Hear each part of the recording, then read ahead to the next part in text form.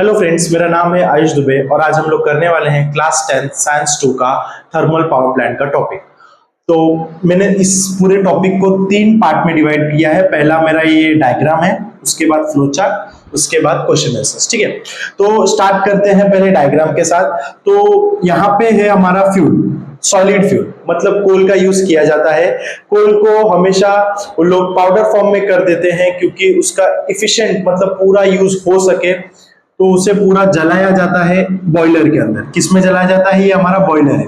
Boiler के अंदर कोयले को जलाया जाता है और आपको दिख रहा है ये जो पाइप जैसा है, ये पाइप के अंदर होता है water.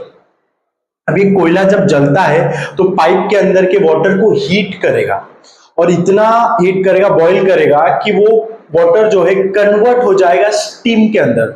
Water will be converted in steam. जब वो वाटर स्टीम में कन्वर्ट हो जाएगा तो ये यहां से ऐसे जाके टरबाइन को रोटेट करेगा, और जब टरबाइन रोटेट होगा तो वो जनरेटर के कॉइल को भी रोटेट करेगा। टरबाइन जो है रोटेशन की वजह से वो अपने जनरेटर के कॉइल को भी रोटेट करेगा, जिसके वजह से इलेक्ट्रिकल एनर्जी प्रोड्यूस होगी। तो ये था हमारा बॉयलर से लेके जनरेटर तक। ठीक है, उसके बाद क्या होता है ना, देखो जब स्टीम है, स्टीम यहां से रोटेट करने के बाद यहां से ऐसे नीचे आ जाता है। ठीक है, ऐसे रोटेशन करने के बाद उसका पूरा एनर्जी, जो जितना भी प्रेशर था, एनर्जी था, वो पूरा यहाँ पे आके खत्म होके एकदम यहाँ से वो रिलीज होता है। जब वो यहाँ से आता है कंडेंसर में, यहाँ से वापस जब वो कंडेंसर में आता है तो कंडेंसर क्या करता है, देखो अभी यहाँ कंडेंसर पे आएंगे। पहले यहाँ देखो कूलिंग वाटर। अभी कूलिंग वाटर क्या करता है, यहाँ पे वाटर स्टोर रहता है, ये कूल्ड वाटर रहता है, ठंडा, गर्म नहीं रहता, ज्यादा ठंडा पानी रहता है, और ये यहाँ से ऐसे रिलीज किया जाता है। देखो यहाँ से जब स्टीम आता है, यहाँ से कूल्ड वाटर आता है, तो ये जो कूल्ड वाटर है वो स्टीम का सारा हीट ऑब्जॉर्व कर लेता है और इस स्टीम को कन्वर्ट कर देता है वापस वाटर में। और ये जो कूल वाटर है वो जब हीट ऑब्जर्व कर लेगा तो कूल वाटर वार्म वाटर बन जाएगा।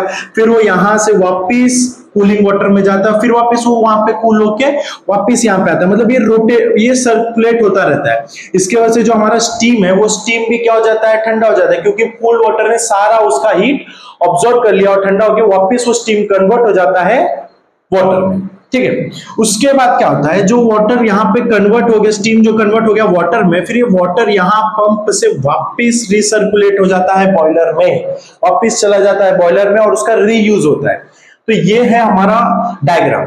अब डायग्राम आपको बनाना है ऐसे, और इसका मैंने पूरा एक्सप्लेनेशन दे दिया कि एक कंडेंसर, कूलिंग वाटर। अभी ये किसी बाकी है स्टैक। स्टैक का यूज एकदम सिंपल है। जो आपका ये कोयला जलता है तो कोयला जलने की वजह से जो धुआं आता है वो आपका स्टैक से बाहर निकलता है। ठीक है, कोयले से जलने की वजह से जो धुआं आता है वो स्टैक से बाहर निकलता है। उसके बाद है हमारा फ्लो चार्ट। फ्लो चार्ट देखो, पहला स्टार्टिंग करना है आपको फ्यूल, कोल से, कोयले से। कोयले को जलाने के बाद बॉयलर क्या करता है, बॉयलर कन्वर्ट करता है वाटर को किसमें, स्टीम में, क्योंकि कोयला जलने की वजह से जो वाटर है वो किसमें कन्वर्ट हो जाता है, स्टीम में।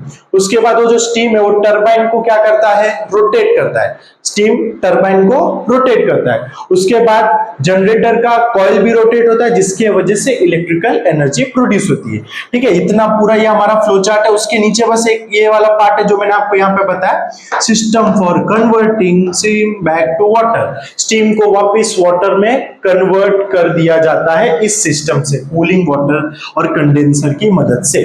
उसके बाद ये आपका फ्लो चार्ट कंप्लीट हो गया। उसके बाद से बचा हमारा क्वेश्चन आंसर्स। ठीक है, क्वेश्चन आंसर्स का स्टार्टिंग जो होता है वो होता है, अगर समझो आपको एग्जाम में ऐसा क्वेश्चन आया कि explain with the diagram step by step systematic of thermal power plant, तो आपको ये डायग्राम बनाना है। उसके बाद ये 6 पॉइंट्स भी लिखोगे तो भी कोई इशू नहीं है। ठीक है, स्टार्ट करना है पहले पॉइंट से, water is heated in boiler. बहुत इजी पॉइंट से, अच्छे से याद भी हो जाएंगे, बस थोड़ा सा ध्यान दीजिए। Water is heated in boiler. Boiler को क्या किया जाता है, वाटर को क्या किया जाता है, बॉयलर में हीट किया जाता है। उसके बाद थर्मल एनर्जी रिलीज होता है, कोयले से थर्मल एनर्जी रिलीज होता है। फिर जो स्टीम होता है, वेरी हाई प्रेशर टेम्परेचर, जो वाटर जो स्टीम में कन्वर्ट हो गया, उस स्टीम का प्रेशर और टेम्परेचर बहुत ज्यादा रहता है। उस टेम्परेचर से के वजह से और प्रेशर के वजह से वो स्टीम जो है टरबाइन को रोटेट करता है। जब वो टरबाइन रोटेट होता है, the generator connected to turbine rotate and electrical energy produce. तो ये टरबाइन जो है वो जनरेटर के कॉइल को रोटेट करेगा, जिसकी वजह से इलेक्ट्रिकल एनर्जी प्रोड्यूस होगा।